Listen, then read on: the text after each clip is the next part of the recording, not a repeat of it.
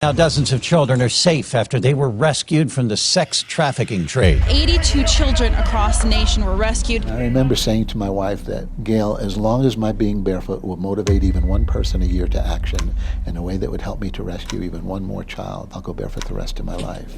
A man accused of trying to sell his 4-year-old daughter for sex on Craigslist. Conyers police arrested a total of 6 people tonight.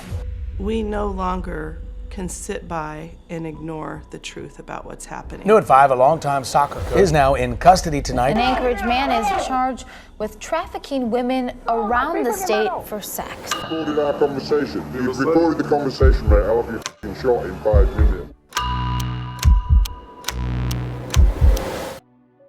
The Barefoot Mile is growing in a way that I never expected it to. On July 19, 2010, when I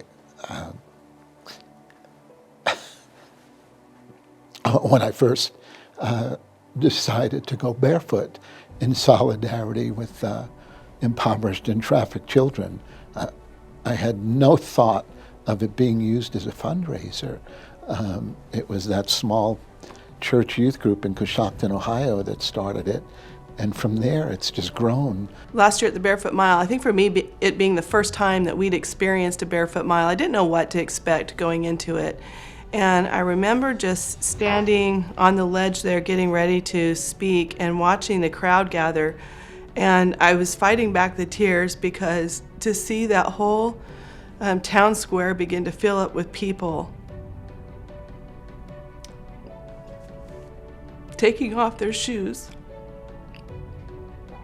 I cannot tell you what it feels like to know that I'm not alone. And for our whole team to look out at this sea of people and say, this is a really hard fight and we have a really hard job and we're not alone. That there's a community that's rallying around this issue with us was a very, very powerful, life-changing moment for me.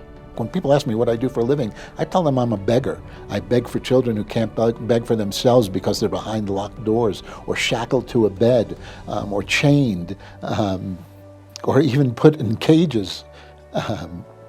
They can't walk in the streets and beg people. I beg for them to hopefully set them free from their bondage. If we could go back in time and catch this earlier, I don't think there's a person in our state who wouldn't do it. This is not a fight that can be won by law enforcement alone. It's not a fight that can be won by community activism or awareness.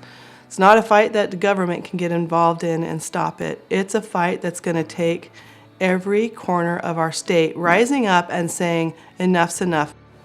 It's when we join forces and work together and put our funds together to fight this. That's how we see success. Awareness is good, but awareness without action is apathy.